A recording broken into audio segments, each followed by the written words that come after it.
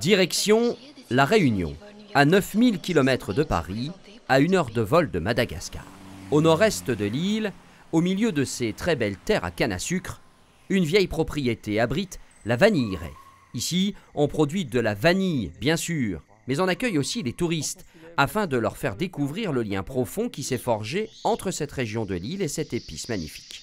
Le lien est très important parce qu'en fait, effectivement, la vanille n'est pas originaire de La Réunion, mais tout ce qui a contribué à son développement a été trouvé à La Réunion. C'est-à-dire que le procédé de pollinisation de la fleur a été découvert par Albius, un petit esclave de 12 ans à La Réunion en 1841. Deuxième intérêt de La Réunion, c'est qu'à La Réunion, on va trouver le procédé de transformation des gousses qui va permettre de garder la gousse fermée et donc d'emprisonner tous les arômes à l'intérieur. On met à peu près 25 kg de vanille verte dans chaque panier. En suivant la visite, les touristes découvrent en détail toutes les étapes de la production, de la parcelle jusqu'au tri des gousses, avant leur mise en malle plusieurs mois, afin que se développe au maximum l'arôme unique de ce fruit d'orchidée. Au total, une dizaine d'interventions, toutes manuelles. Ah, c'est ça, la vanille, tout est manuel. On ne peut rien mécaniser. Aussi bien la pollinisation, la récolte que le tri, rien n'est mécanisable. C'est pour ça que la vanille est très chère et c'est pour ça que la plupart des pays producteurs en fait, sont des pays où la main-d'œuvre ne coûte rien. C'est le gros handicap de La Réunion.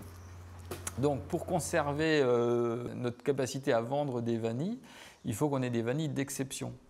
À l'issue de leur parcours, les touristes ont découvert une épice que l'on consomme souvent mais que l'on connaît mal. Un dernier geste, C'était très intéressant puisqu'on apprend tout ce qui se passe avant de déguster la vanille quand on l'achète. On pense qu'on prend la vanille, on l'accueille, on la fait sécher puis on a de la vanille. Mais en fait non, ça ne marche pas comme ça. C'est très long et c'est ce qui donne tout le goût de la vanille. Ce qu'on appelle le tourisme expérientiel, hein, c'est-à-dire de leur faire vivre de l'intérieur tous les process pour qu'ils comprennent un petit peu tout ce qui est mis en œuvre pour obtenir un produit. Donc ils apprécient.